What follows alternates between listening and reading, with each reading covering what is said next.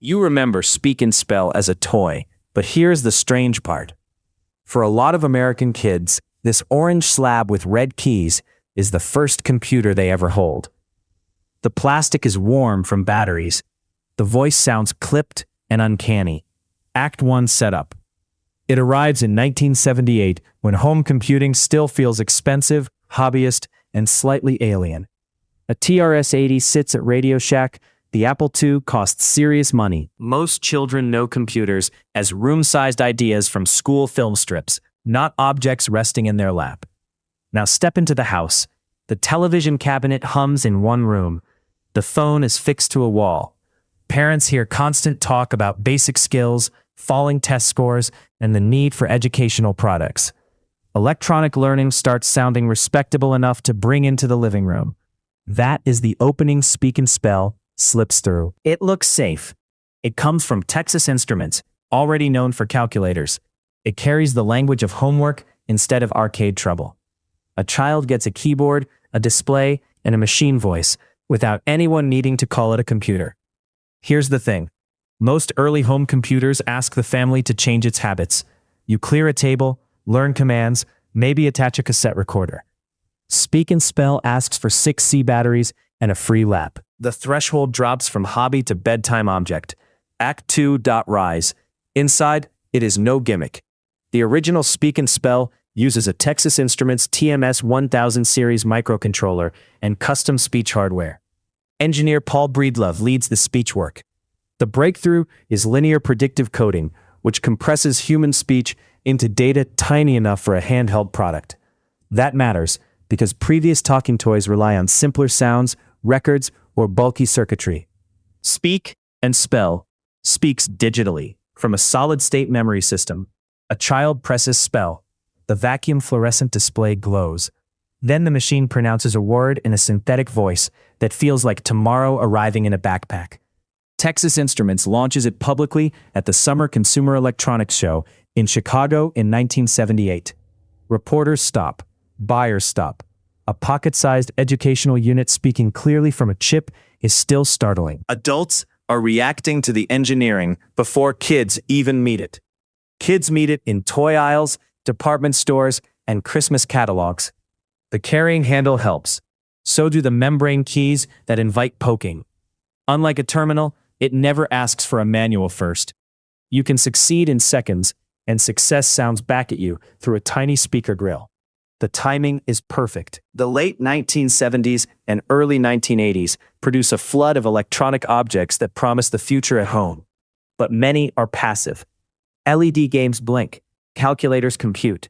Speak and Spell converses. That tiny difference makes it feel alive in a way most consumer electronics do not. Then Hollywood gives it a second life. In 1982, E.T. the Extraterrestrial turns a modified Speak and Spell into part of the Aliens communicator. Millions of moviegoers see the familiar orange case transformed into cinematic technology. Suddenly, the toy on the carpet already belongs to science fiction. By the early 1980s, Texas Instruments expands the line with Speak and Read and Speak and Math. The flagship remains the star. The unit sits in Sears catalogs and JCPenney holiday pages. It sells education, but it also sells possession of a responsive machine. That feeling is the real product. The first lesson is not spelling. It is input and response. Press a key. Wait for processing. Hear feedback. Correct the error. Try again. All right.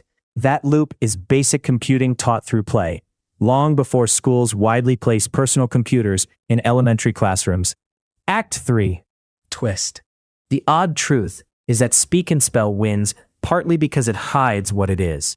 Call a product a computer in 1978, and many parents picture cost, complexity, and boys monopolizing a den. Call it an educational toy, and it reaches kitchens, bedrooms, and station wagons. Texas Instruments itself learns how hard the wider computer market can be. The company enters home computing aggressively with the TI-99-4A in 1981. Then suffers through a brutal price war. By 1983, the home computer business turns ugly.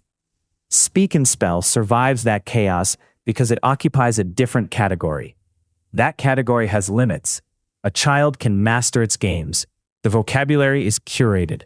The machine talks, but only within a fenced yard built by designers. Real computers open outward into programming, disks, and general-purpose use. Speak and Spell is a doorway, not the whole house. Still, doorways matter.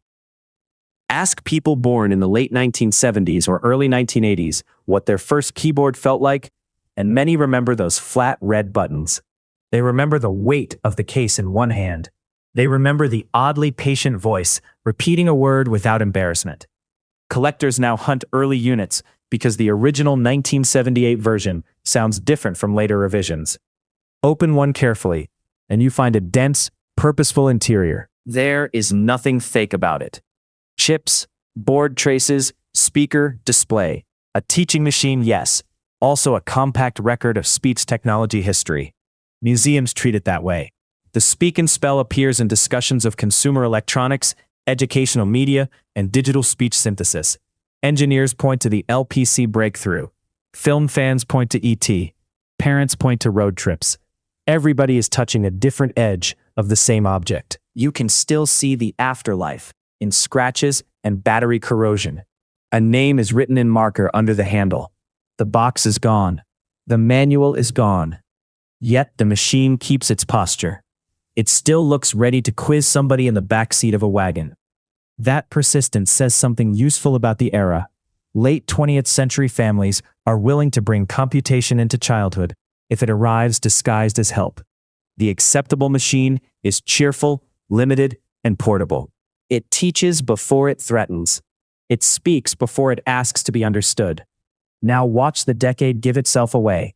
In many homes, the child touches Speak and Spell first, then a school computer lab terminal later, then maybe a family PC later still. The order matters. Computing enters through the hand before it enters through the curriculum or the office. So when people call Speak and Spell a toy, they are right, but only halfway. It is also a social smuggler. It normalizes the keyboard, the screen, the synthetic voice, and the expectation that a machine can listen for input and answer. That is a quiet first meeting. My archivist note is simple. Some objects win because their technology is powerful. Others win because they lower the temperature around that power. Speak and Spell does both. It places advanced speech synthesis inside a bright shell that can sit beside crayons, and nobody has to be afraid of it. Lock that memory in the vault, and I'll see you in the next case. If you held one of these, name the first machine voice you remember hearing. Was it Speak and Spell, a school computer, or something stranger from the same shelf?